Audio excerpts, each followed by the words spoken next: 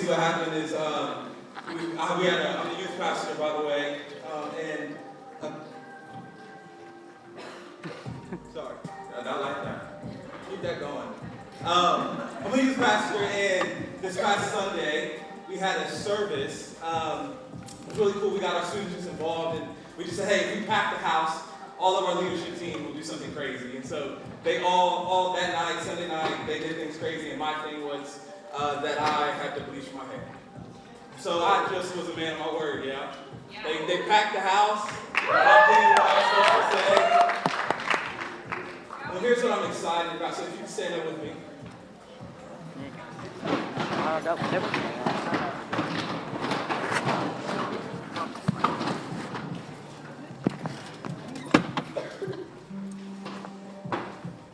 You ever have somebody say something to you, or say a promise, or tell you, hey, I promise I'm going to be there, or I promise I'm going to do that thing that I told you I was going to do when I was going to do it, right? If you do your part, I'll do my part.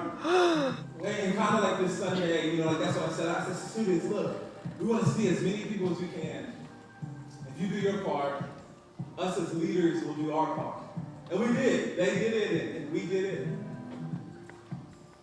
And tonight, I believe fully, and this is the last Mosaic on campus, so I believe it more now than I have ever, that if we do our part, God is going to do his part. Because I've never seen, I've never encountered, I've never read in the Bible a God who does not do his part. I have read people who don't do their part. But I've never seen the story, I've never heard of the moment where God didn't do his part. What's his part? It's just he kept his word. That God has promised you something tonight.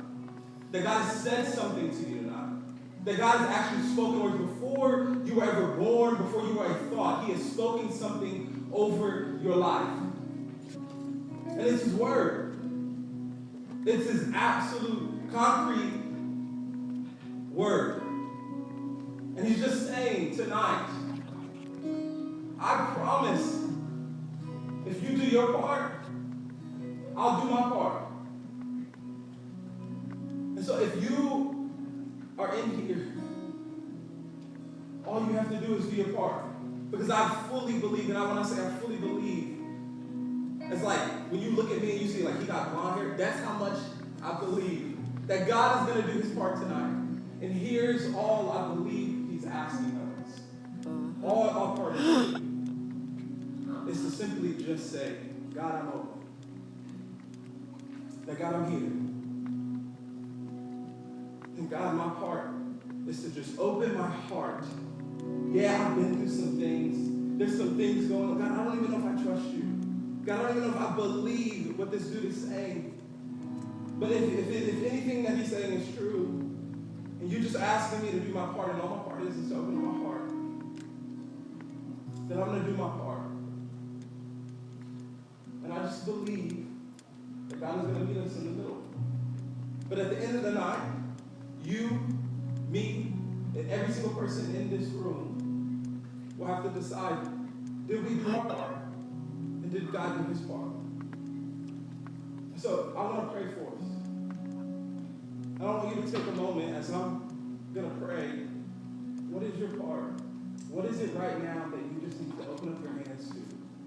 What is the thing that you just need to say, God, for the next hour and a half, I'm going to live a life that says I'm open. I don't know what that means. I don't know what will happen. But I'm just going to open up myself and just take a chance. Yeah? So, Father, we love you. Father, we thank you.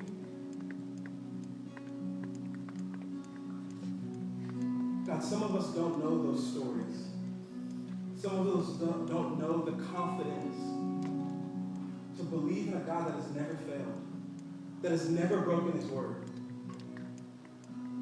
And God, some of us do know those stories, yet it is so hard and still not as confident to believe that you are the God that you say you are. So all we pray and all we ask, God, is if we open up our hearts to you, will you open up your spirit and your heart and your mouth to us tonight? But God, we do move in faith right now and say that you will do big things, that you have something special to say to every single person. Something so unique that the only way that it can be true is because you know exactly who they are, where they are, what's going on. And it couldn't be anybody else. And Jesus, we love you. Jesus, we ask that your Holy Spirit would just come into this place. We invite you in. We love you. We thank you. We trust you. In your holy name I pray. Amen.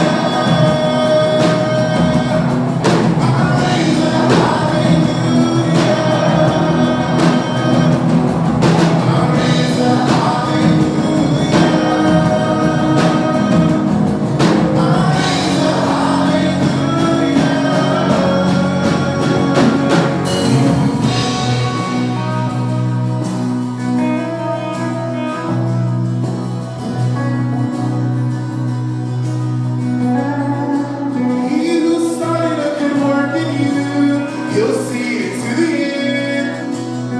Oh, he'll see it to the end. And I'll raise a hallelujah. I'll raise a hallelujah. I'll raise a hallelujah. I'll raise a hallelujah.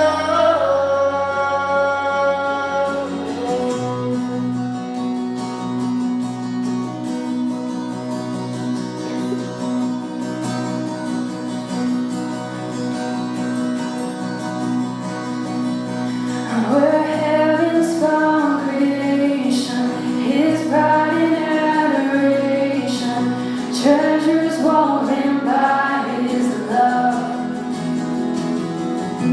His careful hands they hold us, safe within His promise of calling in our destiny. Where heaven's found creation, His pride and adoration, treasures woven by His love. His careful hands they hold us, safe within His promise, calling in our destiny. I'll sing all you've done, and I'll remember how far you've carried me from beginning to the end. And you are faithful, faithful to the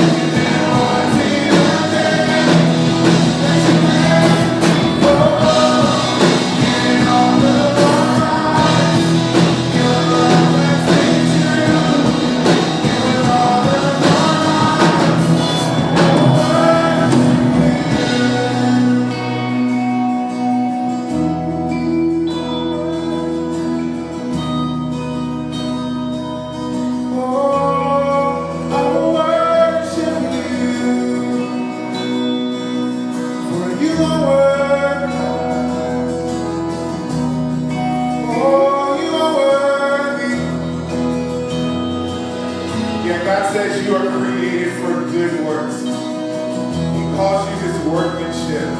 But the NLT says you're His masterpiece. I like that one so much more. You are His masterpiece. His crowning achievement. That's the way that He looks at you. That's the way that He thinks about you.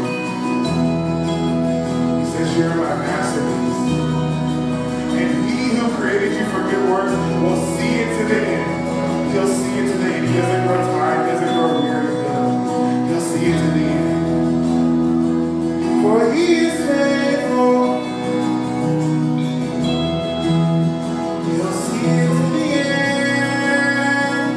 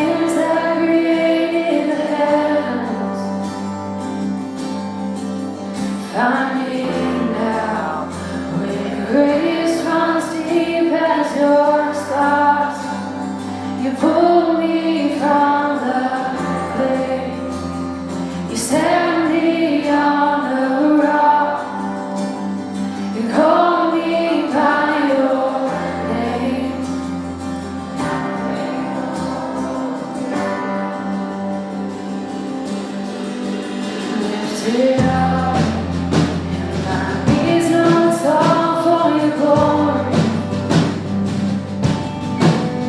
How I stand with more reason, sing than fear. You pulled me from the clay. You set me on a rock. You called me by your name, showed me your way. So here I stand, high in surrender. I need you now. Hold my heart now and forever. My soul cries out, 'cause once I was broken. You lift my whole heart. Sin has no hold on me. 'Cause grace holds me now. In that grace, holds the ground and the grave. In all my shame, left within your name. You crashed those angels in. You left no stone unturned. You stepped out of that grave. You showed me your way. Here I stand, high in surrender. I need you now. Hold my heart now and forever. My soul cries out, 'cause once I was broken. You love my whole heart through. Sin has no hold on me. Your grace holds me now. Living forever, knowing my chains are down. Death has no hold on me. Your grace holds that ground. Your grace holds me now. Your grace holds me now. Your grace holds me now. Your grace holds me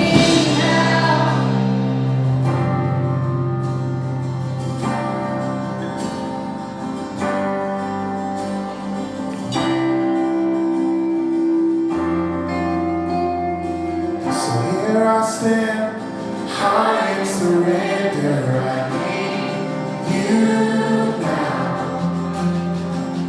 Hold my heart now and forever. My soul cries out. So here I stand, high in surrender. I need you now. Hold my heart now and forever. My soul cries out.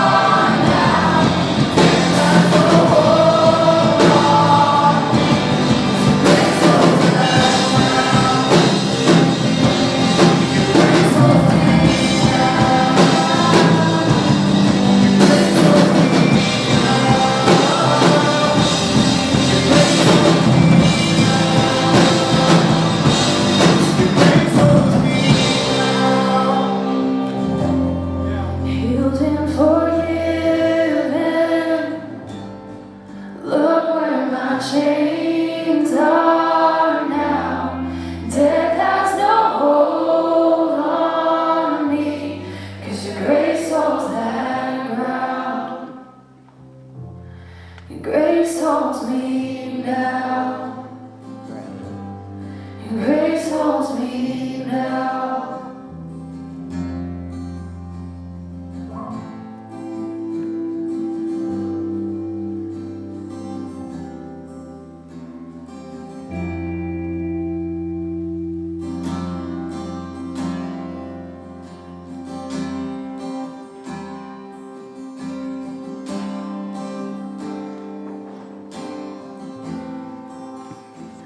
You are here, moving in our midst.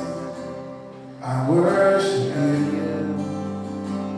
I worship you. You are here, working in this place. I worship you. I worship you. You are here, moving in our midst. I worship you. I worship you. You are here, moving in this place. I worship you. I worship you. You are waymaker, miracle worker, promise keep, light in the darkness. My God, that is who you are. You are waymaker, miracle worker, promise keep, light in the darkness. My God, that is who you are.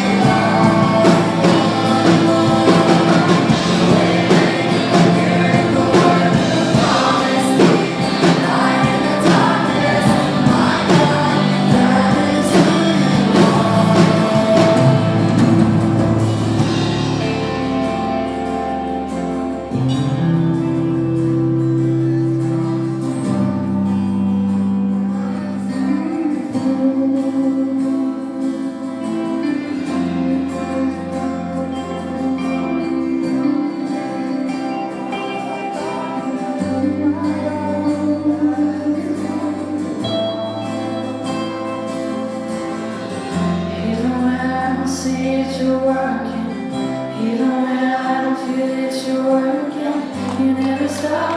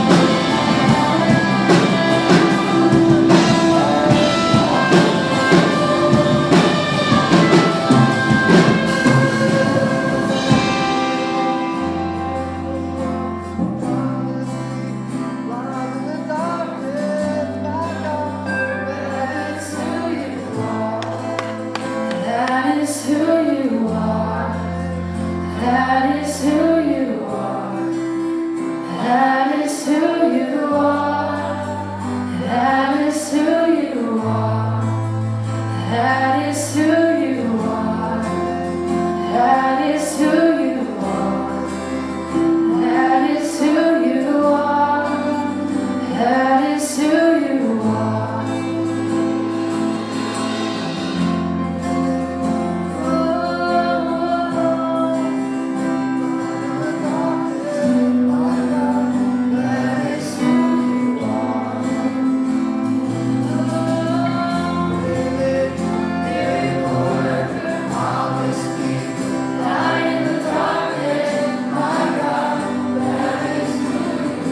So listen. This is a moment right now. If it looks like darkness around you, you just need to come into agreement with who God is. Just right now. He's a lamp to your feet, he's a light to your path. So right now, if you feel like you can't see what's ahead of you, if you're looking at graduation, if you're looking at next year, if you're looking at your first semester of nursing school, you just can't see what's ahead of you. Right now, just come into agreement that God is the light in the darkness. And he longs to guide you. It's his favorite thing to do is to guide you. Just come into agreement with who he is. Over your feelings, over the emotions, over what everyone says, over what you've been reading online about, what you should be doing, over what your parents want you to do. Come into agreement with who God is. Say, okay, God, I believe that you can make a way out of no way, and that you are a light in the darkness. You are a light in the darkness, and that you love me and you long to guide me. So let's just sing that chorus again, and just come into agreement with who he is.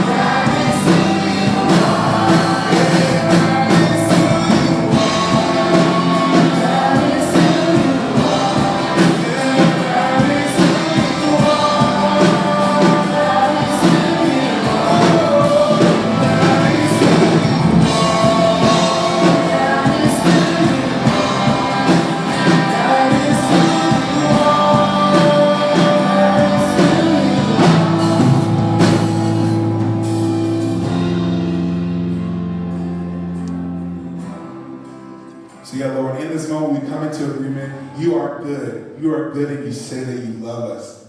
And it doesn't always feel that way for us. It doesn't always feel that. We wake up in the morning, we try to spend time with you, and we just don't always feel that. But right now, in this moment, right now, we say, you are good and you love us and you long to be with us. You long to do this life with us. You will not leave us alone.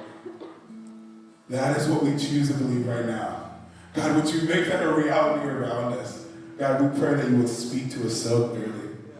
That we would just get another measure of what it's like to hear from you, what it's like to be with you. God, I pray another measure of peace for anyone in here who's worried. Man, in Jesus' name, we break any cycle of depression. We break that, and we come into agreement with who you are. And that we have been created for good works. There are good works prepared beforehand for us to walk in. And he who created a good work in us will see it to the end. That is what we choose to believe. That is what we choose to believe. So God, thank you. Thank you that's your heart. Thank you that's your desire for us. We come into agreement with it. In Jesus' name, amen. You guys may see it.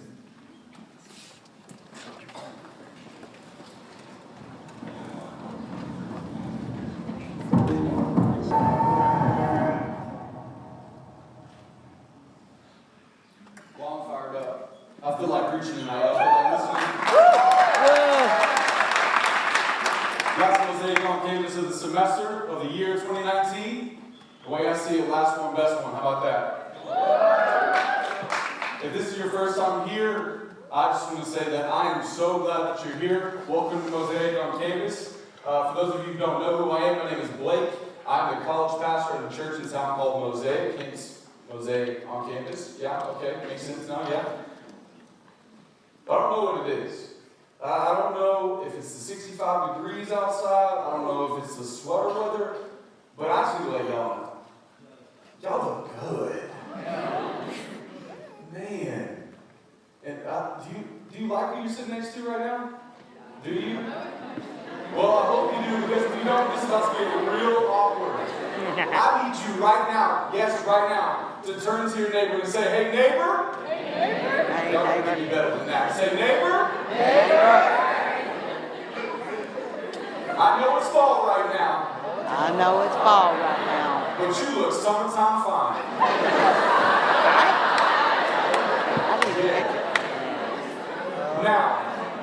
Now, this is the hard part. This is the awkward part. I need you to turn to your other neighbor. The neighbor that you rejected, your second option. And I need you to touch that neighbor and say, hey, neighbor. This is awkward. And I don't know what he's about to get me to say. But I'm glad I'm sitting next to you. Man, I'm excited to be back for the third time of this semester, the last time of this semester. Over the past couple of weeks, we have been going through this series called Church in the Wild. And my heart behind Church in the Wild is to present just a different way that maybe you've ever seen church. That maybe, just maybe, you can catch a glimpse of the church that I believe that Jesus desired to see. A church that is not afraid to go after people that are in the wild, that won't judge people there, but will love them as if they were family already. That's the way Jesus walked. Jesus hung out with people that you wouldn't expect him to be with.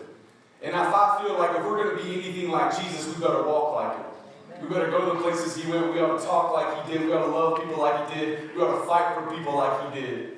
And so that's the heart behind Church in the Wild. And over the past two sermons, I preached my first sermon, and I talked about these three Hebrew boys, Shadrach, Meshach, and Abednego. And if you remember that sermon, I talked about how if we're going to be a church in the wild, if we're going to be believers in the wild, then we need a couple things. Those three things that I said were, if we're going to be a believer in the wild, we need a clear identity, we need a set heart, and we need a living hope. Then, 2 weeks ago, was it 2 weeks ago already? 3 weeks ago? October 3rd, I think. I preached another sermon and got made a little mess over here tossing some Chick-fil-A sauce. I don't know if y'all remember that one. I titled it, I Got the Sauce. Anybody remember having the sauce? I bet you never looked at Chick-fil-A the same. Changed your life. Your fries were double dipped. But that sermon was about how we can live in the midst of anxiety and have peace while everyone around us is freaking out because we have the peace of God, which is that secret sauce, right? That no matter your situation, no matter how messed up and how soggy your fries of life are, that sauce can make it better. Am I right? Am I talking to somebody? Somebody had soggy Chick-fil-A this week? Can I get a witness? I see you over there. But this time, for the last Mosaic on campus, and because it's the last one, I felt like I had to go out with a bang. I had to boil down Church in the Wild. What's the one thing that we need in order to walk that out? And of course, the only answer that I had was faith. That if we're going to be the people that God created us to be and live the life that he made for us to live, to walk in those works that John was talking about, we have to have faith. The author of Hebrews, in Hebrews chapter 11, verse 1 says that faith is the assurance of things hoped for, the conviction of things not yet seen. For by it the people of old received their commendation. By faith we understand that the universe was created by the word of God, so that what is seen was not made out of things that were visible. Essentially, this faith is this confidence in something that we can't see. This unshakable belief in something that we can't touch, that we can't feel, and sometimes we doubt it's even there. That's faith. And if we are going to live the lives God made us for, we're going to need faith. So today, if you have a Bible, we are going to be in the book of Luke, the Gospel of Luke. It's in the New Testament. Anybody know where Luke is? Shouldn't be too hard to find. If it is, go to the table of contents. There is zero shame in going to the table of contents. We do not need you in Leviticus tonight. We need you in Luke. So we're going to be in Luke chapter 19, starting in verse 1. Luke chapter 19, starting in verse 1. I'll give you guys a second to get there.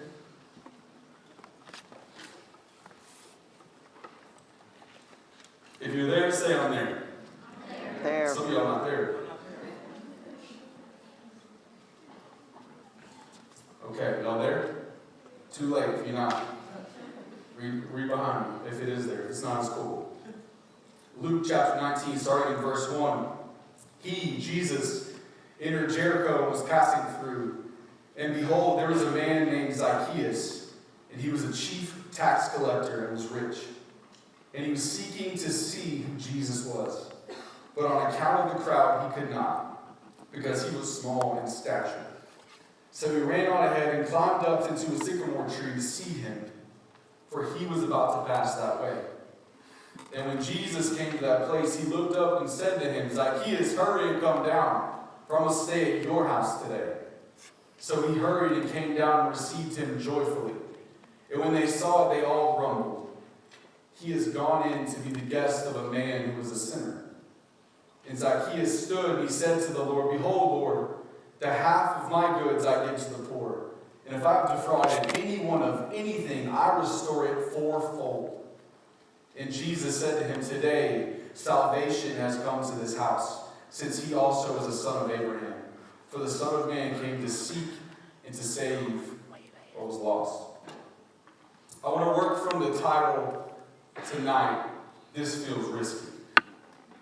This feels risky. Touch your neighbor and say, it's kind of risky. Touch your other neighbor and say, you got to risk it to get the biscuit.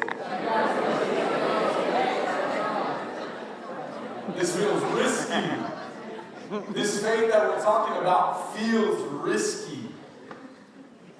This faith is not, the faith that I'm kind of talking about is not this one-time, once and for all faith. Yes, that is there. That's what we believe. It only takes one moment for everything to change, but that's not walking by faith. Because I don't know if y'all know this or not, but if you're going to walk, you have to keep moving your feet. Right? Don't make me do the robot up here, okay? You got to keep walking. It's a continual action. It happens over and over and over. You have to choose to continue to step in it. This faith is not just one where we just believe cognitively with our minds and say, yep, that makes sense, cool. No, this faith that I'm talking about touches our minds. It starts with a thought. A thought. And it goes from that thought and it goes into our heart and it starts to stir our affections. And when those affections are stirred, it starts to move to our actions, where we live these faith-filled actions out. It's this faith that starts with your head, it moves to your heart, and it ends with your hands. It's an active faith. It's a moving faith. That's the type of faith that we're talking about. But as you know, faith is a risk, because there's potential it might not work out. You believe in it, something you can't see. I don't know if y'all know this or not, but if it's dark outside and you're going up downstairs, I'm holding on to everything I can not to fall down the stairs, because it's a risk. It might happen. I don't know if you guys know this or not, but life has built-in risks. Like some of you are like not risk takers, and I get it. I get it. Some of you are like, nah, bro, like I'm not even going to cook in my house because that's kind of risky. You know what I'm saying? I'm not even going to drive my car because I know my driving habits. That's kind of risky. But even if you're one of those people that doesn't like to take risks and you like to play things safe, which I think I'm one of those people sometimes, even if you're that type of person, there's built-in risks that you've been taking your entire life. You just don't know it. See, I don't know if you've watched babies. My sister just had a son, and my nephew, he's not walking age yet. I was so surprised they let me hold him. That was a risk in and of itself. But in a couple of months, or I don't know, when the baby started walking, like a year. Whenever he starts walking, whenever that might be, we're trying to get him to go D1 play with the Tigers, you know what I'm saying? Go LSU. Go Tigers. Or actually, that too, because I'm alma mater, baby. But anyway, once he starts walking, that is a risk that he's having to take. He has zero balance. And if he's anything like me, he's probably extremely bow-legged. And he's probably going to fall on his face. See, that's actually when I stopped hanging out with babies, because I would be playing with the baby, and the baby started walking, the baby would fall, and the mom would look at me like, I'm like, don't blame me for your bow-legged baby. That's you. That's your genes, not mine. I didn't do anything to do any of that. But then you get a little bit older, right? And you start to what? You start to ride a bike. Who in here rode a bike growing up? I don't have a bike now, but I used to. Right? What happens when you get a bike? You don't just get a bike normal. Like, you gotta get some training wheels. You gotta get your balance right. And see, some of y'all thought y'all were it when you got back, like you got your bike. You was just rolling around the neighborhood and you see my new bike? Got a little bell and whistle on there. Honk, honk, you know? My sister had one that was a pink bike with the little frills on the side, the little streamers. I used to rip them off when she wasn't looking.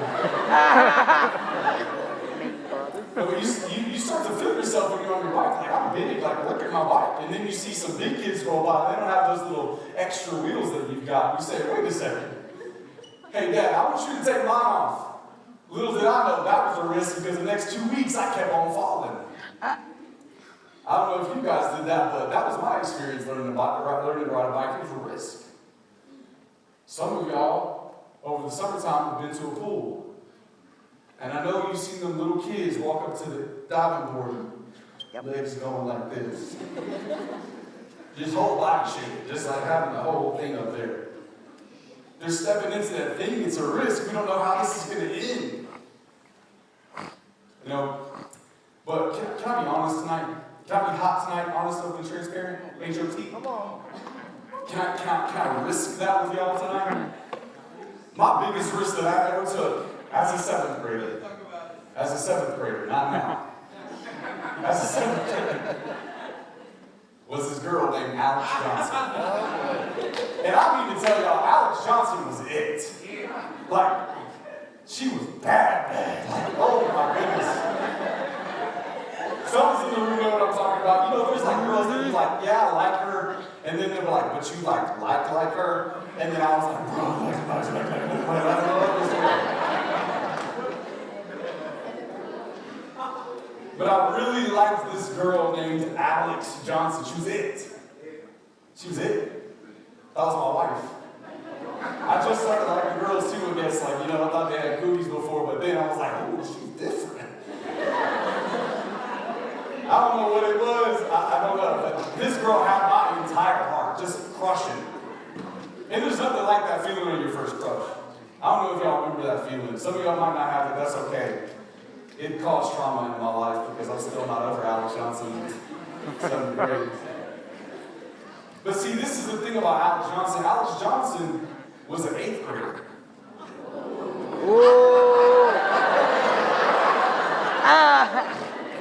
And I don't know if it was like this for y'all, but it was like this for us. If you were an 8th grade girl, you did not give a 7th grade boy any type of play. No, not at all. You didn't even speak to them. They didn't even exist. So in my mind, I was going to be the exception. Little did she know, I was all of a Mac. I wasn't a player. I was in DMs before they were even called DMs. Back then, it was called Instant Messenger. I don't know if y'all were around for that Instant Messenger. This was before MySpace. Some of y'all are not even alive when this is going on, okay?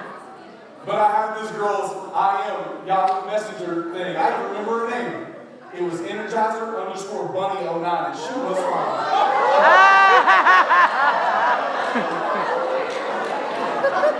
I told y'all to be honest. Can I be honest? Can I be honest? Yeah. Can I be hot right now? I'm taking a risk with y'all. Thank you for trusting me. I'm trusting y'all right now. But I would hit her DM, what can I call it, DM? Let me not do that, that sounds weird. I hit her Instant Messenger, and I used to hit her with this cold line. Y'all ready for the line? Hey, fellas, it still works. You ready? What's up? And so me and Alex Johnson began to have a little talking spree. We used to have little conversations, and I'm not gonna lie, I caught feelings. And they were cheating, they were deep. I love her. And at the time, it was around the time of kind of like SFA, we have homecoming this week, yeah? Yep. So in high school, and I wasn't even in high school yet, but like high school homecoming was like it. It was like for us, we're Nacogdoches, so we're a little different. Like it was kind of like bigger than prom, honestly. And so As a 7th grader, there's no dance, there's no nothing. You just asked into the game. It's kind of just for clout, because I was just going to ask the 8th grade girl, you know what I mean? And so homecoming time came around, and I had my eyes set on Alex Johnson. They came, I had this big plan. I just had a plan. And I showed up to school, and I'm talking to my boys in the classroom like, hey, bro, it's about to go down. I don't know if you heard this or not, but I'm about to ask Alex Johnson out for homecoming. And then we're like, no, we didn't. Is he really? And so, like, this is unprecedented. This has, like, never happened before in the history of 7th grade. No 7th grade guy has ever asked an 8th grader out, period. And I was about to be that dude. And had the confidence and the swagger for it. I was a little bit more bow-legged then. But I had this plan. The plan was that I was going to roll up on her at lunch, and I was going to hit her with that line. What's up? So you trying to go to homecoming or what?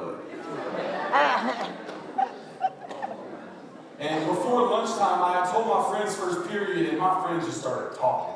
I had some talkers for friends. As you can tell, I'm one of them. But they just started telling everybody that they could find in 7th grade. I had random girls walk up to me in the hallway like, you really gonna ask Alex Johnson to homecoming?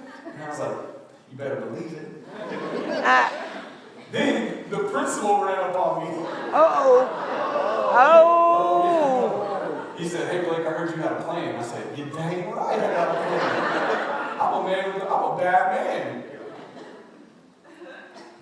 So lunchtime comes, and my guys are with me, and they're like happy me up, like, you better go do that, bro. I'm like, yeah, like I got this.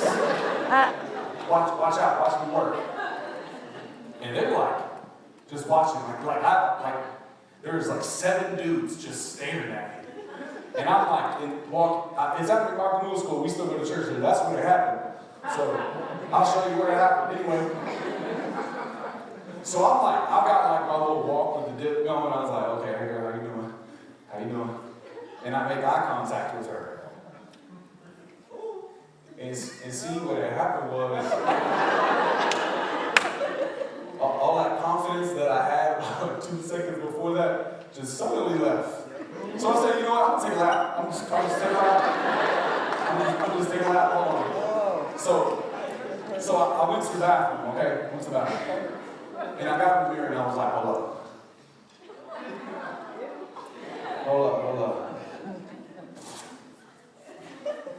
You look good. What's up? Like I started practicing my moves in the mirror just to make sure that like I still had it, you know what I mean?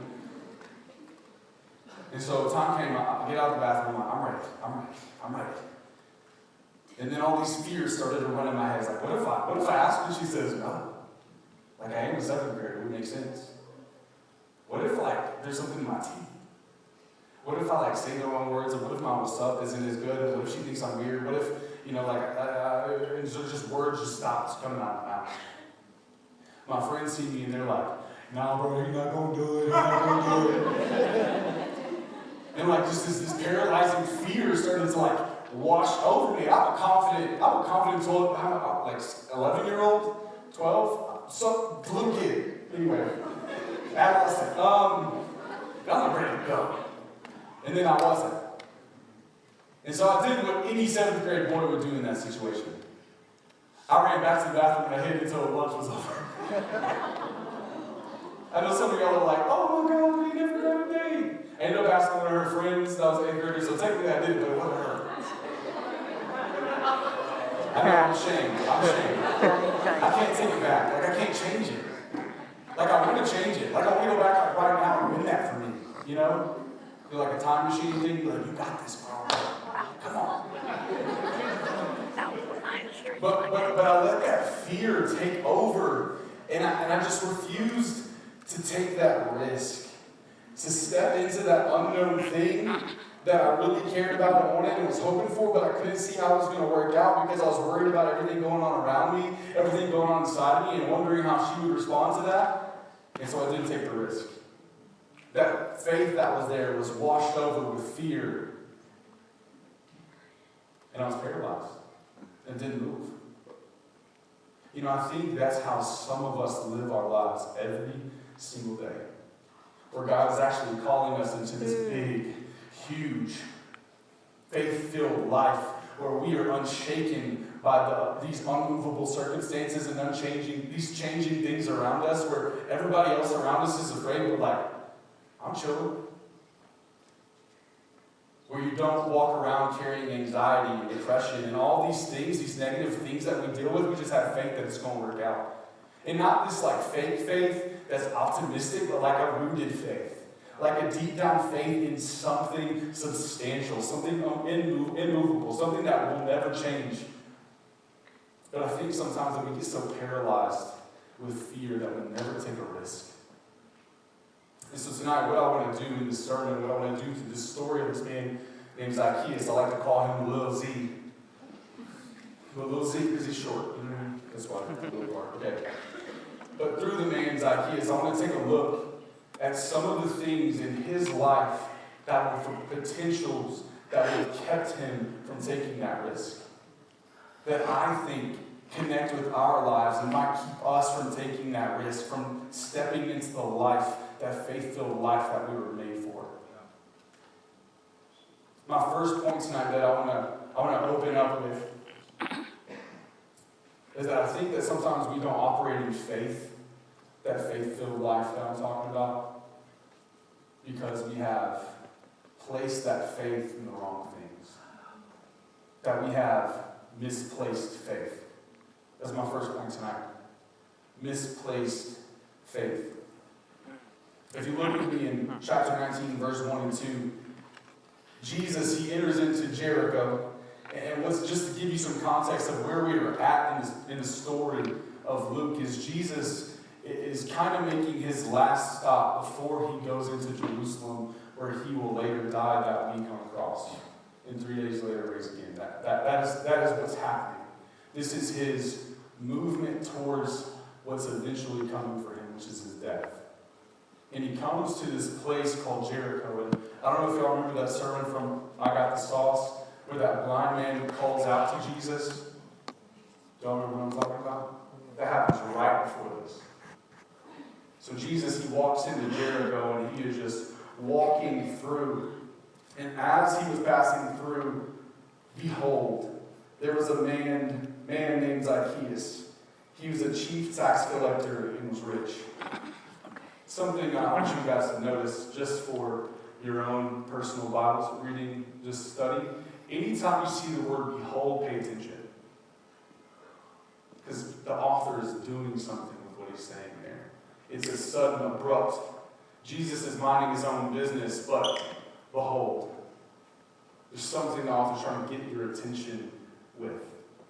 Not only that, y'all mind if I teach a little bit before I preach a little bit? Y'all cool with that? Okay, cool. Sweet. No, this author, and these authors, these gospel authors, they're like the best preachers that there are. They're like filmmakers. They are actually like taking you on a story, trying to lead you to a thought, a big idea, something for you to walk away with. They aren't just giving you details like a history book. That's not how this reads. That there are details in this story, and there are things missing from this story, these in between the lines where you're trying to decipher, why is he doing what he's doing? That the author is trying to make really big for you to step into their shoes and feel what they're feeling and see what they see. Does that make sense? Or let me break it down. Let me just break it down. Okay? Behold, there was a man named Zacchaeus. He was a chief tax collector and was rich. I think we read over that like that's minor. Like that's the only thing that they described him as. They didn't say he was good looking. They didn't say he had brown hair. They didn't say that he dressed good. They said he was a chief tax collector and was rich.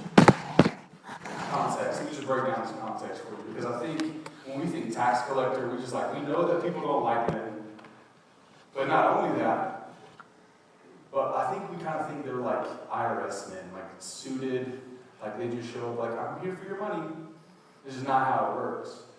These tax collectors were actually more like, let me put it in a picture. Have some of y'all seen the movie Friday? Show of hands, who's seen Friday? Okay, 3 of you, okay. For those of you that have seen Friday, there's a character in that movie called Debo.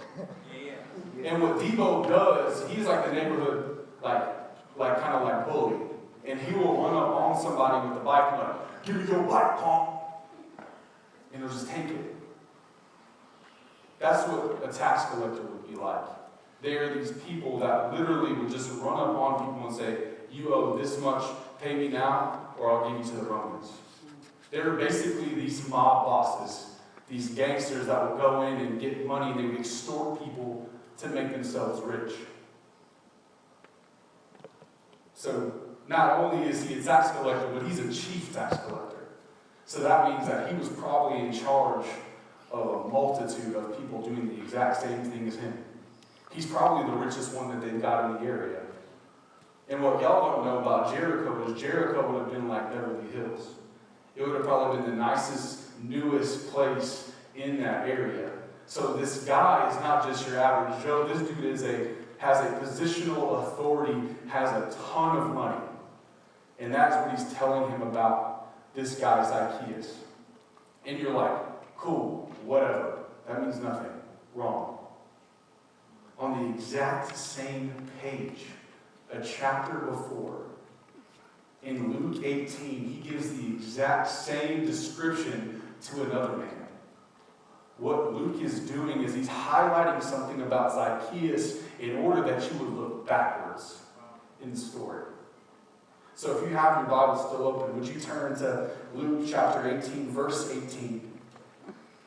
Jesus, once again, he's minding his own business, and this rich young ruler runs up on Jesus. He says, hey, teacher, what must I do to inherit eternal life? This life that you keep talking about, what do I have to do to get it? And Jesus, he throws at him the 5 parts of the Mosiac law, which have been the moral law. Don't commit adultery, don't steal, honor your father and mother, things like that. Follow those things and you'll have eternal life. And this guy, he says, okay, already done that. I'm good. And so Jesus, in response to that, asks him another question. He actually tells him something. He says, yeah, there's one thing you still lack. There's one thing that you're still missing. Go, take all that you have, give to the poor, leave your wealth, and come follow me. And I know that a lot of you have heard that preached and read, and you think it's about God owning your money. That's not what it's about. This is not about tithing. I'm sorry. If your preacher preached that at home, cool, that's fine. But I'm just telling you, that's not what it's about. What Jesus is doing is strategic. He's pointing at a few things that this man says that he is not attached to. I've done these things right. He says, okay, the moral law. But what are you doing with the other ones? There must be no other gods before me. Do you know what I'm talking about? What Jesus is doing in this moment is testing where this man's faith actually lies. Give up all that you have and come follow me. The key is the man's response to Jesus. He says, but when he heard these things, he became very sad, for he was extremely rich. Jesus gives this man a fork in the road. He says, hey, come follow me. Put your faith in me. We can continue where your faith actually lies, which is in your possessions. The highlighted part for Zacchaeus was that he had a position, chief tax collector, and he had possessions, very rich. But there's a very different response that Zacchaeus has than what the rich young ruler has. Why do I say that? This rich young ruler put all of his weight, his hope, and his trust in his things. Whereas Zacchaeus, he is seeking to see Jesus, even though he had the exact same things that the other guy had. What I'm getting at with this thing is that a lot of times, the reason why we can't follow Jesus in faith is that he's asking us to put our faith in him and him alone. alone, in not our stuff, not in position, not in person, not in possessions, not in your plan, not in your ability to control your life, and for us, that's Spirit. See, some of you in this room, you have placed all your faith and your hope in a relationship, and no matter how good that guy is, no matter how great of a boyfriend he is, even no matter how great of a husband he might be, guys, no matter how pretty she is, smart she is, how nice she is to you, no matter how great she is, she's not going to fulfill your life. No matter how much money you have, you'll never have enough. No matter how much you think you're in control of your life, only one thing happens and your whole plan is gone. Where is your hope? Where is your faith truly rested in?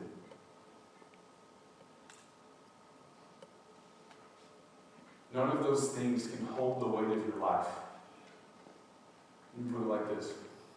When I was in college, I lived in this house on Buttermark Street, which is like right off campus. And this is an old house, not a nice house. It's a little house. I didn't pay a lot, so it was kind of nice. But it was just old. It was an old house, old everything. I don't even think there were tub. I don't even know. It just was like a cast iron. Anyway, it just wasn't nice. And you know, this is like before I started being a pastor, walking with Jesus. We threw a party. Okay, all right. Honestly, I'm transparent. Being hot right now. Okay. We threw a party in there, and we had about 60 people show up into this little bitty house. And I don't know if y'all know this about me, but I like to party, but not, you know what I mean? I like dancing, I guess. That's a better way to say that I'm about that. So, obviously, the music's turned up, we're jumping in there, I'm just, Millie Rock in there. You know, I'm just doing the dances in there.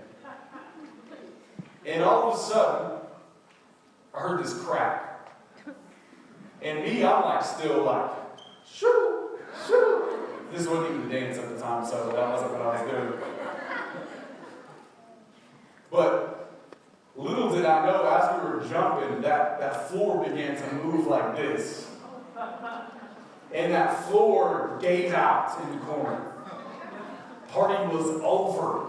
I was like, get out, never come back, see y'all. Called my landlord. I said, hey man, the floor gave out. I don't know what happened. Yeah, it was just me and my roommate watching TV. Yeah, it just broke. And the guy, he sent in a repairman. The repairman shows up and he says, how many people did you have in here last night? And me, I'm going to play it dumb. What you mean? What are you talking about? This just happened. He said, okay, bro, whatever. We can play that game. He said, you want to know why this floor gave out? Because it wasn't designed to carry that much weight. Some of you are living in a house right now that was never designed to carry that much weight. Some of you have placed your faith in something that was never designed to carry that much weight. My grandpa used to sing this song all the time, this hymn. On Christ the solid rock I stand, all other ground is sinking sand. All other ground is sinking sand. I mean to tell y'all that if your foundation of your faith is not centered in the person of Jesus Christ, it will not be able to hold it. I don't care how much of it you have. I don't care how good that person is to you. I don't care how successful you feel. I don't care how great your plan is. It will never fulfill you. Why? Because your heart can only be fulfilled by the one who designed it. And that's Him, not anything else. They're broken cisterns that do not hold water, that will not satisfy.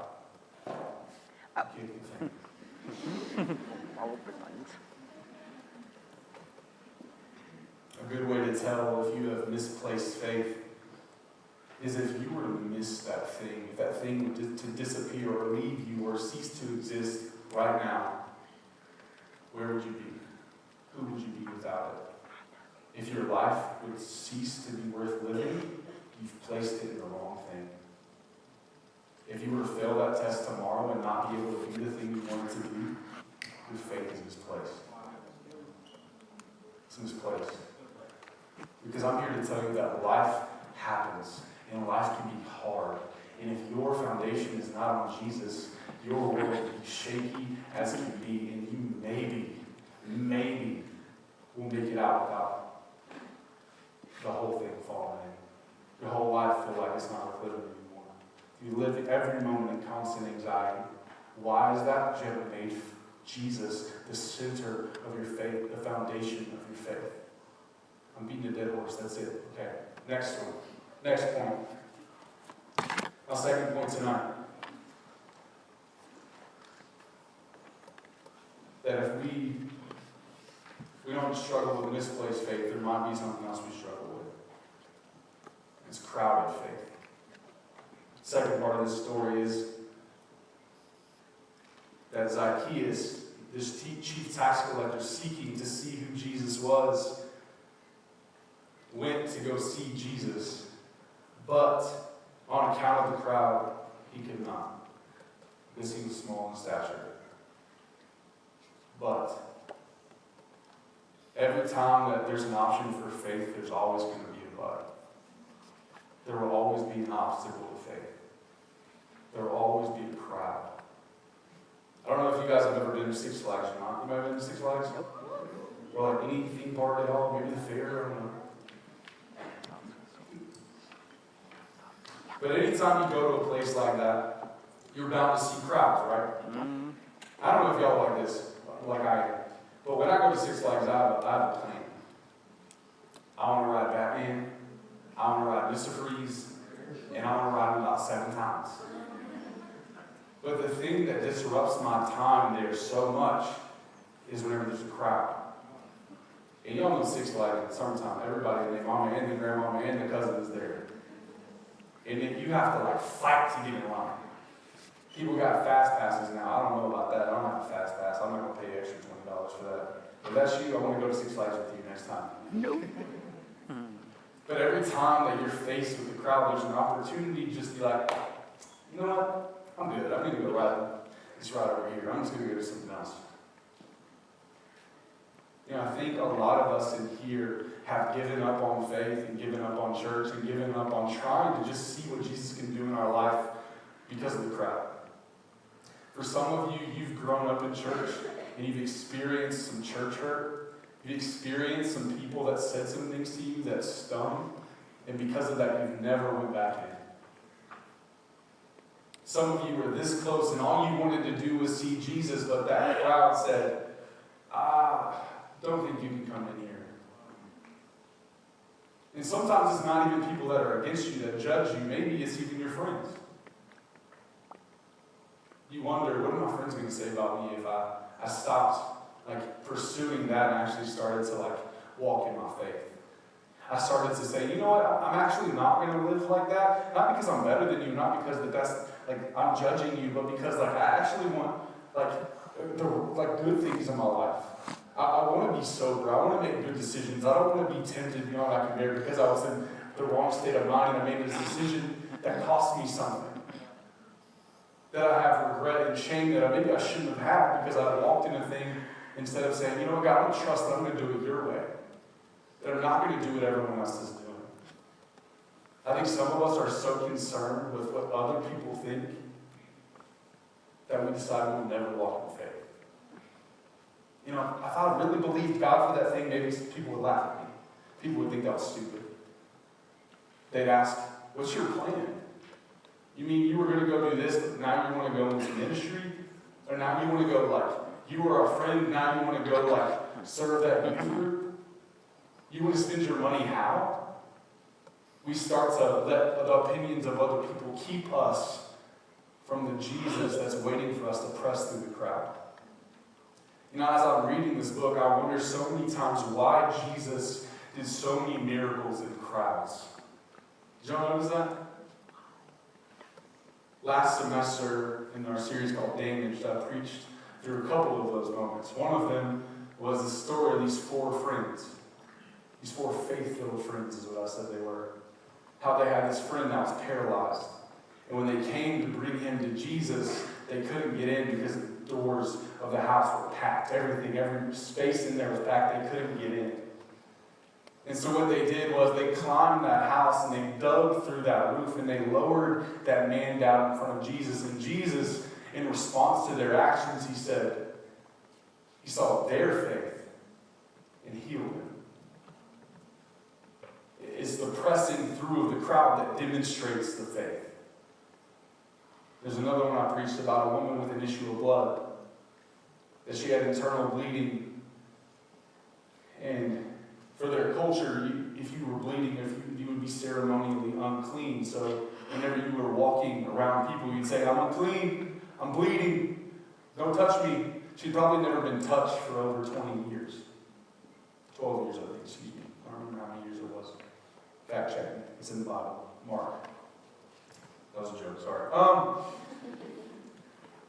But she presses through this crowd because she got this thought that said, if only I could touch the hem of Jesus' garment. That she had tried everything. I preached that title was, it would have worked by now. That she went to physicians, she went to doctors, she did everything that she could, but she thought, if only I could get close to Jesus, he could make me well. And her pressing through that crowd showed one thing. Her desperation. And I think that's what Jesus is looking for. People with a desperate faith. A faith that's not going to stop when a crowd's there. When an obstacle comes, someone that's going to press through and say, God, I'm going to believe you even though I don't see it, even though I don't feel it, even though I don't know how I'm going to get to you, I'm going to keep pressing. Whatever I got to climb, whatever I got to go through, whatever I have to walk through, I'm going to walk through it because I believe that you can do something in my situation. I'm desperate. If y'all didn't believe me earlier about Luke being strategic, there's another thing that Luke puts in this gospel in the same chapter. In chapter 18, verse 1, there's this parable of the persistent widow.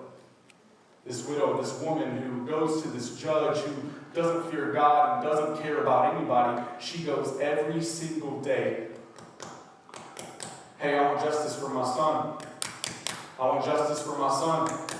I want justice for my son. And this guy gets so sick of her showing up that he says, instead of her coming every day and annoying me, I'm just going to give her what she wants. It says, how much more so will God, who is good and loves his children, answer those who persistently seek him? And this is the thing that Jesus says in it that stood out to me like crazy. He says, verse 7, will not God do justice to his elect who cry to him day and night? Will he delay long over them? I tell you, he will give justice to them speedily. Nevertheless, when the Son of Man comes, will he find faith on earth? He ends it with a question. Will he find faith on earth? Why? Are there any desperate people who need me to walk in? Is there any desperate people out there anymore? Is there anybody with real faith? Is what he's asking. Because people with faith are desperate. I have a friend. He has this little girl. And she's kind of old enough to sleep through the night and kind of mind her business, but she's still super young. And so she stays in her own room, and at night, recently, she hasn't been sleeping well. And so what she does, they turn the lights off. She doesn't sleep with the night light. They didn't want her to be scared of the dark. That's their parenting. I'm honest. I like night lights when I was a kid, I'm going to be honest. That's beside the point. Anyway, at night, over the past few weeks, this little girl in the middle of darkness will stand at her little bed, little crib, and yell out, Daddy! Daddy! Daddy! And I'm talking to him on the phone the other day. He's like, bro, I literally waited for 30 minutes for this baby to go to sleep, and she will not go to sleep. The only way she will go to sleep is if I go in there and I rock her to sleep and put her back down. And he's like, I got a job. I can't do this. But that little girl over and over and over, Daddy! Daddy! Daddy! What does he do? All right, fine. He gets up, and when he opens that door, Daddy! Daddy! No matter how dark that little girl's situation is, she knows that when she calls her daddy, he's going to come. I need some of y'all in here to realize no matter how dark your situation, the more you yell your daddy's name, he's coming. That whenever you feel like you've got crowded faith, it's time to get louder. It's time to say, Daddy, I need you to move. Daddy, I need you to give me some faith to get through this. I need some strength. I need you to come through. I don't see how it's going to happen. There's nothing that I can do to change my situation, but I need you to show up. I need you to show up right now. I need you to make a difference in my situation. I need you to break these chains of addiction off my life. God, I need you to give me a new heart. I don't want to make the same decisions I've always made. I want to be different. I want to change. It takes you yelling out. It takes a desperate faith when you feel crowded. Zacchaeus, when he faced the crowd, it wasn't only just people on the outside. There's this phrase in here that if you just read it and you remember all the songs growing up, Zacchaeus was a... Yeah, he was a wee little man, right? Yeah, that means he's little, yeah? But the word in Greek used here is not the same that you would think. It says that he was small in stature. You're like, that means he's short, bro. And I mean, okay, yes. Potentially Zacchaeus was short. We cool? But that's not it. There are other places in the Bible that use this exact same word. I don't know if y'all remember who Saul was, right? Saul, the first king of Israel. Head and shoulders above everyone in Israel. Their champion. In Samuel, he comes to Saul, and Saul had just not believed God. He didn't walk in faith. And he took it on himself. He believed in his own ability to control the situation. And he saw that people were leaving him. So he offered this sacrifice that he should have waited on. It was a disobedience to what God had asked him to. He didn't have faith. And Samuel walks up on the scene, and know what he says to Saul? Though you are little in your own eyes, are you not the king of Israel? Though you are small in stature, are you not king of Israel? Not only is this a communication about Zacchaeus' height, it's talking about his heart. Sometimes the biggest crowd that you're going to have to face is your own insecurity. I would go in there, but you see, I got a past. I got things that I'm ashamed of. If they really knew me, they wouldn't really like me anyway. You know what? Better yet, I'm going to start doing some things that make me look better on the outside rather than deal with the thing that's on the inside. It's insecurity.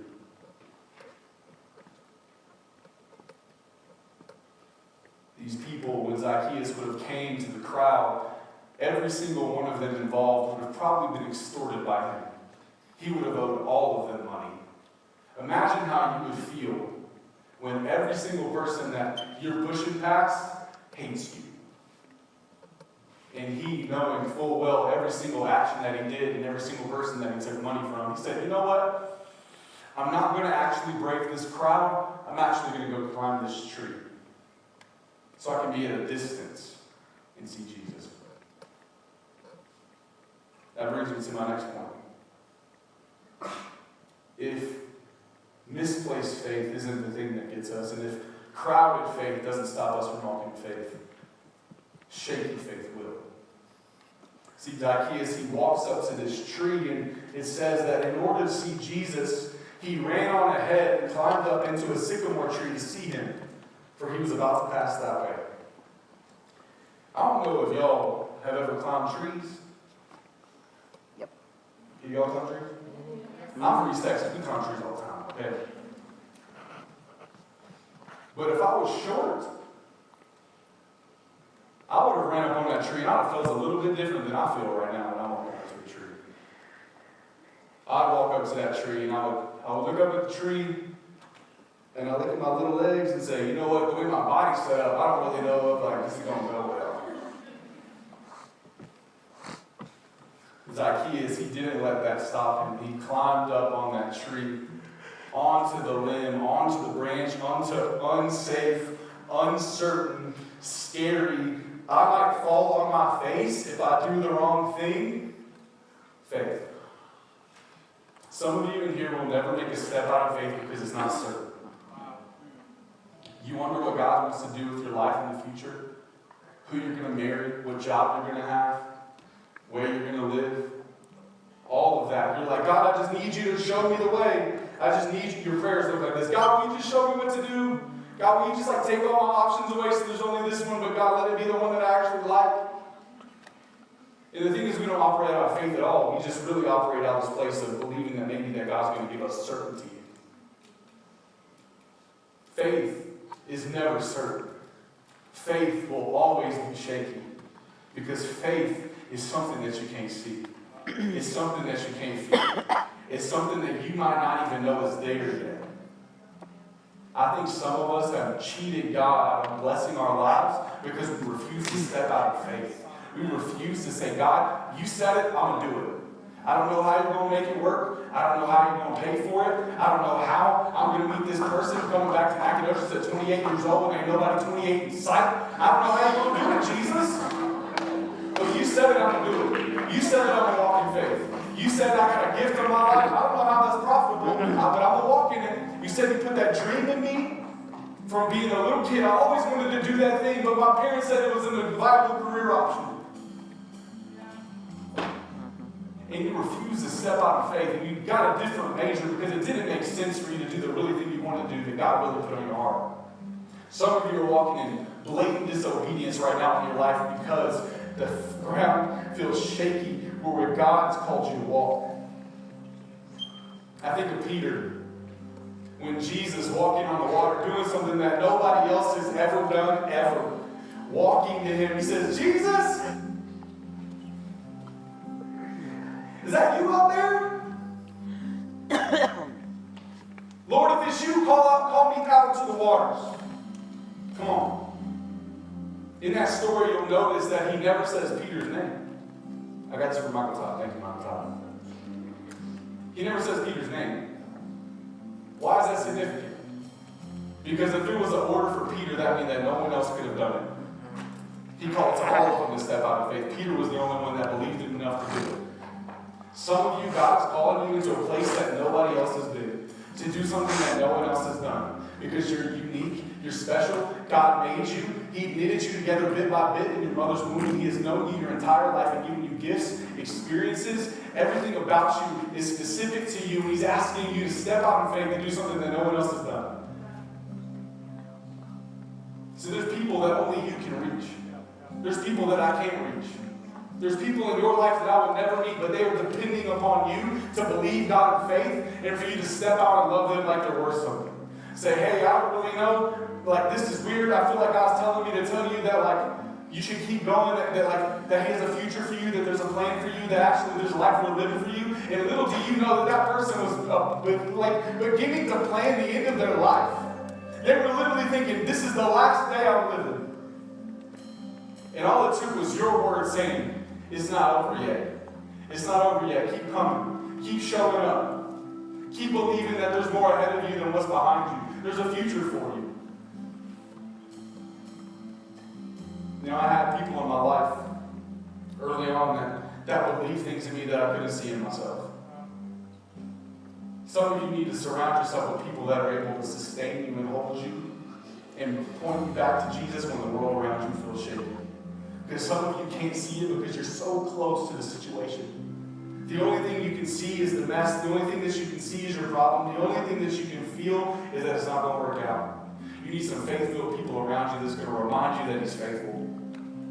That He's called you to walk in faith. That that's the life of a believer. That's the life of being in church in the wild, is walking by faith. Zacchaeus, that's what he does. He comes down and Jesus calls him by name. And He says, hey, Zacchaeus, come down and meet me at your house. I hope you cook something because I'm hungry. He doesn't actually say that. But Zacchaeus comes down and he says, in the face of the crowd, of all of those that said, that's the sinner right there. Jesus, hey, I know that you know who I am, but here's the thing, I'm going to make it right. The half that's mine, I'm giving it to the poor. Some of y'all, when y'all read that Bible, you think it says, I'm giving half. It says the half. What would have happened in that time is Zacchaeus would have had a cut of that money. That money that all those people would have extorted underneath him would have came to him. That's my share, my half. What's mine, I give to the poor. It's not half of it, it's all of it. Whatever I've taken, I'm giving it fourfold. He gives everything he has. He says, I don't know how I'm going to pay my bills. I don't know how I'm going to keep living this life. I'm not going to be a tax collector anymore. That's done. I don't have a future. But you know what? I'm going to trust Jesus and I'm going to follow him. Some of you, that's what God's asking you to do tonight, is to lead the life he wants you to step into it. Or one that's dependent on him, or one that's walking in faith. And I know some of you are thinking, that feels risky. Like, that doesn't feel worth it to me. You want me to lay everything I've ever known to do something that might not even work out? Yep. So I think we read this story, we think that Zacchaeus is the only one that took a risk. But the reality is that Jesus, on his way to the cross, stopped, had an appointment with a man that was trying to see him, but he didn't know it yet. Because before Zacchaeus ever climbed up that tree, Jesus saw him. Before Zacchaeus ever took a risk, Jesus called him by name and said, I'm going to your house today. And see, what you guys don't know about table fellowship in that culture was that when Jesus stepped into that man's house, he identified himself with that man. They said, you're stepping into the house of a sinner. And he says, I know. I'm identifying myself with him. Here's the other thing that you don't know. Zacchaeus' name means righteous one. What the play on words that Luke is actually doing is saying that Jesus stepped into a place he shouldn't have been, making himself like someone that wasn't like him at all, and called him righteous when he wasn't, because he believed. And Jesus taking that risk for us on the cross, when he took our place, when he called us righteous when we weren't, because of faith. See, the greatest risk that Jesus ever took was dying for you. Giving up his life, saying, I don't know what you're going to do with it. You can choose to believe in me or not, but you're worth the risk. Some of you in here need to start believing that Jesus believes that you're worth the risk. In Hebrews, it talks about Jesus. He says that we ought to emulate Jesus' faith. When it says about Jesus, it says that he's the author and perfecter of our faith, but he said, for the joy set before him, he endured the cross. The joy set before him, he endured the cross, despising the shame. You know what that joy was? It was you. It was you. It was the church that he was going to build. It was the people whose lives would be changed forever by their faith in him. And so I don't know about you guys, but I believe that I would never deserve to stand where I'm standing, to say what I'm saying, if Jesus never took a risk on me. Jesus has taken a risk on you and gave his life for you so that you could be made right with God, so that you can be in a relationship with him, so that you can walk in faith. So I don't know what y'all are going through right now, and they've been playing for a minute. What I want to do is I want y'all to stand up. I just want you to stand up. Everybody stand up. Now I'm here talking about this faith. Faith is not an option, it's a requirement for this life. And so I don't know what you're going through right now, but I need you to stand up and just accept something in faith. Just take it in faith. Take the risk on it. Believe that Jesus is what we're singing about, that he is a way maker, that he is a promise keeper, that he is the light in the darkness, that no matter where you've been, he's coming. No matter what you've been through, he's there for you. And you can trust him and you can walk with him. Your life's not done yet. Keep going. Keep believing. Still done.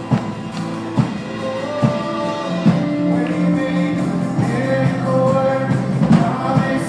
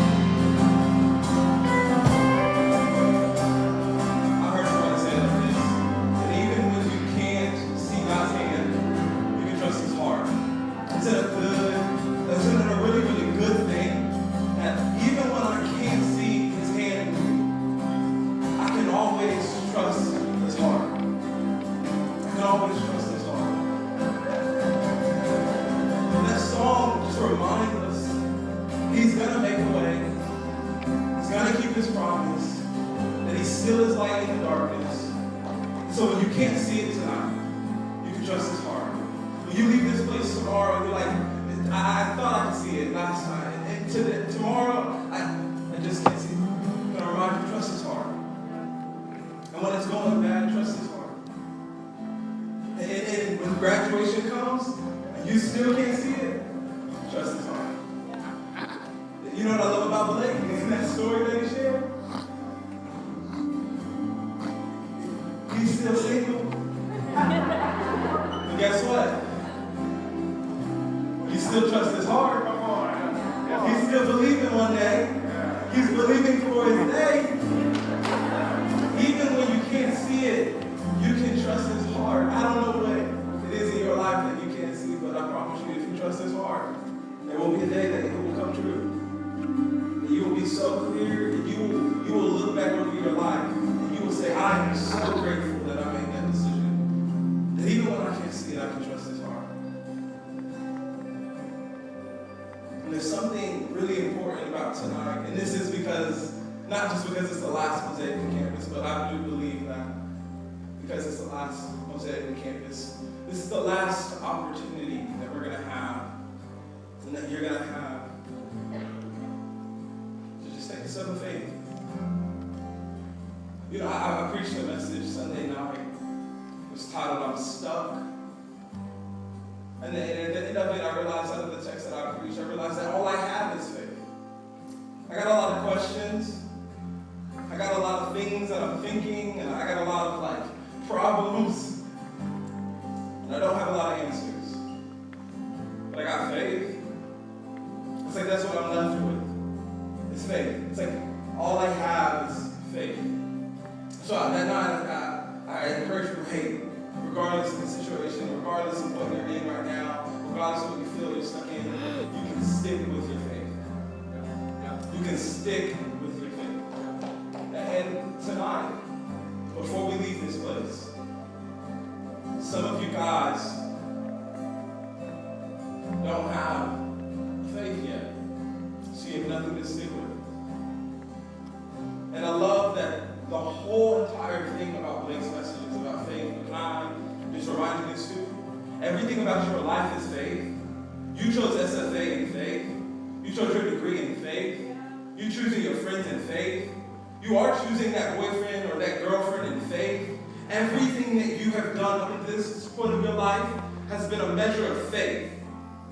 Whether you believe in Jesus or not, you've practiced faith. Seeing something, choosing something that you really don't see the outcome in. So you actually have more faith in you than what you realize. I just believe that tonight, some of you felt the tug on your heart. And you're ready to put your faith in Jesus. You're ready to put your faith in Jesus. And I'm not, because I don't have a lot of time, but this is the last one. You know exactly who I'm talking to. You know exactly who you are. And I don't have to go any further. And there is a card in every single seat. In the first, this says next step, but tonight we're going to call it the faith step, yeah? That my faith step, I said yes to Jesus tonight. If that is you, will you please pick up this card? Will you please pick up this card and just put a check mark and fill it out? Because it's an act of faith. But it's a faith step. Not just your next step, it's a faith step. And then there's 3 more on this card. I took a faith step tonight, because we're not going to say next step. But it's like a faith step, whatever that is. Maybe it's that you are going to decide to get out of that relationship that you know you should get out of. Or maybe it is some of you sticking with your degree, or maybe it's some of you just getting out of your degree. Maybe it's for the first time you just saying, Jesus, I acknowledge that you are Lord. I don't know what your faith step is, but if you took one, would you mark it? Some of you, and actually this Sunday, our baptism classes start, if maybe your faith step is that you want to get baptized. We have a baptism service that we're going to do at our church in a few weeks, and we would love to get you plugged into our baptism classes so that you can understand what exactly baptism is and what exactly you are deciding to do But if that was your faith step, check it.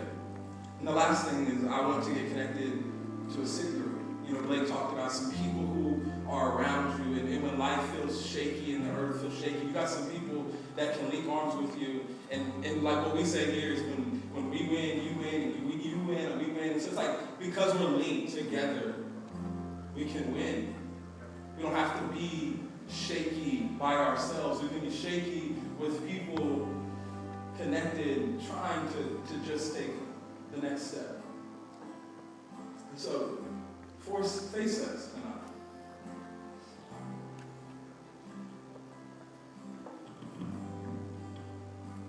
And I love this, and I'm in with this. The Bible teaches us about faith throughout it all. But you never hear the Bible talk about big faith. It talks about small faith. It never talks about a lot of faith. It just says faith. Faith the size of you've heard it, a mustard seed can move a what? Waymaker, miracle worker, promise keeper. It can make a way for you. As little as a mustard. Do you know how small a mustard seed is? If you don't, I want you to go to the grocery store tonight and buy one. And put it in your pocket. But that's all you have to have. Is that it takes a little bit of faith to move a mountain. It takes a little bit of faith to see your life change. It takes a little bit of faith to see your situation different. A little bit of faith to believe something for your friend. I don't know what it is, but all you need is a little bit of faith. For the rest of us who aren't going to check something on that box, guess what? Use the faith that you have because you have enough. You have enough that you can move a mountain. That you can break chains. That you can change the atmosphere. You can change this campus. That you can change this city.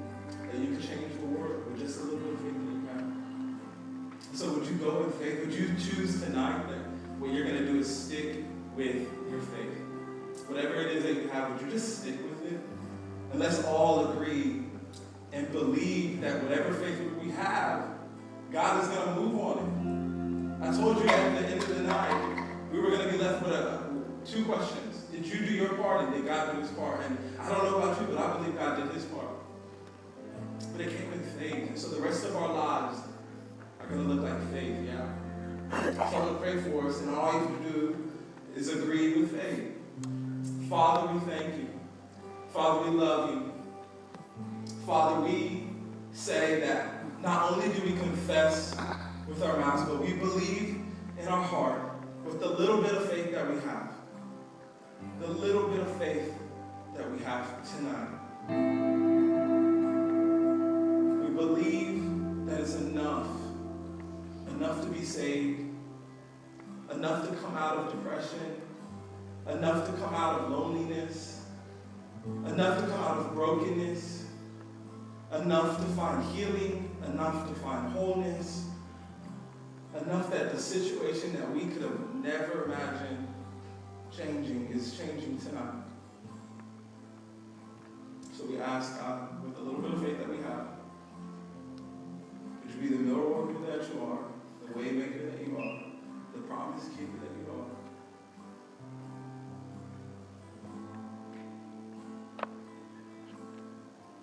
We just say that we're sticking with our faith. We love you, Jesus. We thank you so much that you took the risk on us. You took the risk on us. We got out. We actually know that it didn't seem like a risk. You seemed so clear in going to the cross. So we thank you for that. We thank you so much for that. Jesus, we love you. We thank you. We pray this in your holy name. Amen. Let us be faithful people. Faith not full, but faith filled. People who are just filled with more and more faith. So there is so much for you for the rest of the semester. But I just want to encourage you, if you made a decision on you, please fill out that card. We just want to get to know you. We want you to be equipped and get around some people who can just come around you and love you and help you take your next faith step. Last thing, we love to hang out. We love to party. So tonight, after service, outside for everybody. Let's hang out for one last time. Let's have a good time, yeah? John's gonna go back in the list. If you wanna keep singing, we can keep singing. If you wanna talk, you need a prayer, give the prayer team on the side. Whatever it is, let's go and thank tonight, amen?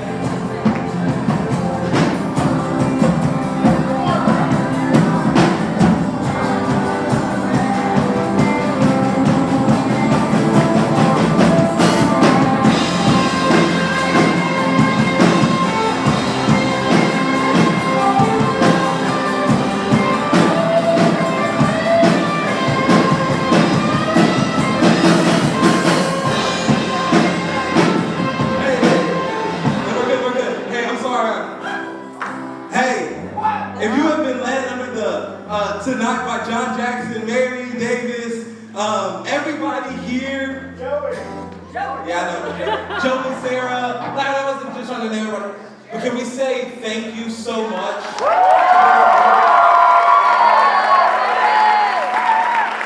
They have literally poured out so much so that we can encounter the presence of God. And so we just want you to know we're so thankful for your sacrifice. We're so thankful for your investment. We're grateful that God would gift you and not us. We're kind of sad, but that we don't sound like you, Mary. We don't play like you with John Jackson. We don't get to be like a part of this the way that this group does. And we just want to say thank you. We want to say thank you. Hey, another one, real quick.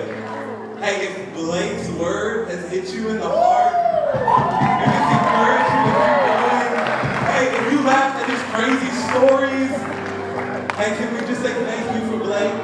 Just say thank you. We honor you. We appreciate you. Hey, this campus wouldn't be the same without your yes. So would you promise to keep saying yes so people like this would always have an opportunity to say yes? We love you, bro. We're with you all the way. You're my best friend, and I will always ride with you, homie. Yeah? Hey, you're special. You're unique.